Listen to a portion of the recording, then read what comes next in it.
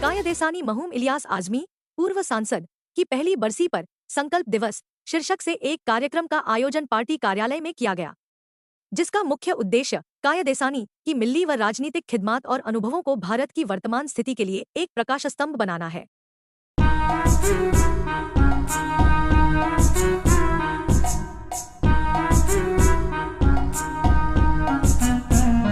क्योंकि ऐसी शख्सियत हिंदुस्तान में सदियों पैदा हो, इलियास आजमी के जो दिलों में दर्द था, आम जनता का दर्द, मैं अल्लाह रब्बुल आलमीन से दुआ करता हूं, मरहूम खेल में और सांसद से जो उन्होंने विकास किया है, शायद। सर, ये जो कार्यक्रम आज है यहाँ पे संकल्प दिवस मनाया जा रहा है और बरसी के रूप में भी पूर्व सांसद जी जो थे, तो क्या उद्देश्य है इसका? ये कायदेसानी जनाब पूर्व सांसद इलियास आजमी साहब जी, जो इस दुनिया फ़ानी से जा चुके, उनके आज 1 साल पूरा हो रहा है, तो उनकी आज बरसी योम अज़्म के तौर पर मनाई जा रही है कि जो उन्होंने काम शुरू किए थे अपने, और जो एक उन्होंने कौम व मिल्लत के लिए एक सोच थी उनकी कि उसको सोच को आगे कैसे बढ़ाया जाए और उसमें अज़्म लिया जाए कि दबे कुचले पसमानदा और मुसलमान, दलित, बैकवर्ड क्लासेस वो सब इकट्ठा हो गए एक इस मुल्क में क़यादत दें जो नाइंसाफ़ी है उसे मिटा सके और अगड़े पिछड़ों का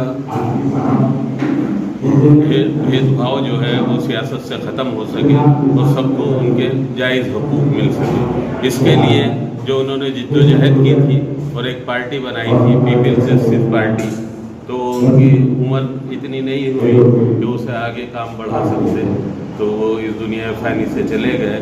तो उसको 1 साल हो रहा है, तो उसको आगे काम बढ़ाने के लिए और उनके अज़्म को पूरा करने के लिए ये प्रोग्राम कराया जा रहा है और उनकी आत्मा को शांति देने के लिए, अक़ीदत पेश करने के लिए दुआए खैर उनके लिए की जा रही है। सर, ये जो पार्टी बनाई थी तो इसकी स्थापना कौन से सन में हुई थी? जो पार्टी बनाई थी, हाँ, स्थापना कब हुई थी? इसकी स्थापना जो है 2022 में इसकी स्थापना हुई है जी, पार्टी की।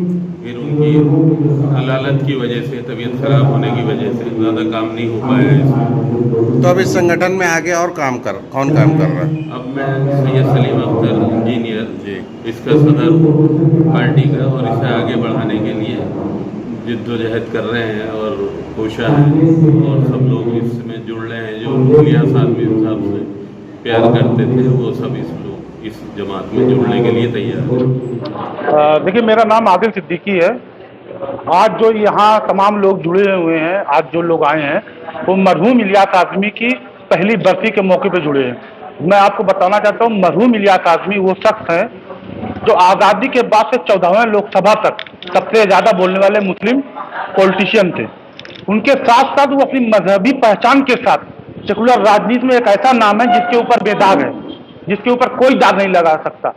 स्वामी पेरियार नायकर से लेकर डॉक्टर अब्दुल जलील फरीदी से लेकर काशीराम से लेकर सबके साथ उन्होंने संघर्ष किया। लखनऊ में, उत्तर भारत में अगर स्वामी पेरियार नायकर पहली बार आए हैं तो इलियास आजमी के नेतृत्व में लखनऊ के रफ़ियात क्लब में पहली बार, जो देश में पहला ज्वाइन हुआ था पूरे देश में, दलित, मुस्लिम और बैकवर्ड की राजनीति की शुरुआत इलियास आजमी और क्या नाम है विंध्यवासिनी प्रसाद मंडल के जरिए ये लखनऊ में रखी गई, देश में पहली बार।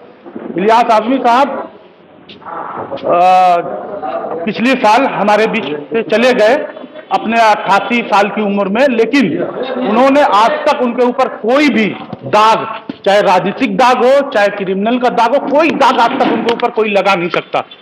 और 10 साल सांसद रहने के बावजूद ऐसी मिसाल कम मिलती है जो इस देश के सारे आंदोलनों में हिस्सा लिया हो, चाहे जयप्रकाश नारायण का आंदोलन रहा हो, चाहे विश्वनाथ प्रताप सिंह का आंदोलन रहा हो, चाहे एनआरसी सीए का आंदोलन रहा हो, चाहे अन्ना का आंदोलन में अग्रिम पंक्ति में रहे। ऐसे आदमी आपको मिलेंगे नहीं। 1 साल पहले तक हमारे बीच में मौजूद थे। 2-2, 3-3 पॉलिटिकल पार्टियों को फाउंडर थे, बहुजन समाज पार्टी के फाउंडर थे, आम आदमी पार्टी के फाउंडर मेंबर थे, कोर कमेटी के मेंबर थे, लेकिन नेतृत्व से टकराव की वजह से वो छोड़ दिए थे और लास्ट टाइम एक पॉलिटिकल पार्टी का गठन किया था जिसका नाम पीपुल जस्टिस पार्टी रखा था। कोरोना काल की वजह से उस पर काम नहीं हो सका, अब इंशाल्लाह उस पर काम होगा। तो इनके कारवां को आगे कौन बढ़ाएगा? इनके कारवा के उनके जो चाहने वाले लोग हैं वो लोग इनके कारवा को आगे बढ़ाएंगे, क्योंकि पूरे देश में, सिर्फ उत्तर प्रदेश नहीं पूरे देश में उनके चाहने वाले लोग हैं। आज की डेट में महाराष्ट्र, दिल्ली, हरदोई, लखीमपुर खीरी, चेन्नई, सारी जगहों पे मरहूम इलियास आज़मी की पहली बरसी मनाई जा रही है। कम से कम देश में 10 जगहों पे मनाई जा रही है। ये खुद ही अपनी पार्टी के सांसद थे या किसी? नहीं, ये बहुजन समाज पार्टी के फाउंडर मेंबर थे, उसी पॉलिटिकल पार्टी से 2 बार सांसद रहे। काशीराम के तक, जब तक उनके हाथ में नेतृत्व था, उनके साथ थे। नेतृत्व जाने के बाद, नेतृत्व से टकराव होने के बाद उन्होंने बहुजन समाज पार्टी छोड़ के आम आदमी पार्टी का गठन किया था। यहाँ तक कि अन्ना हजारे को पॉलिटिकल पार्टी बनाने के लिए जो तैयार किया था वो इलियास आज़मी का नाम था, क्योंकि अन्ना हजारे तैयार नहीं थे। ठीक है, धन्यवाद।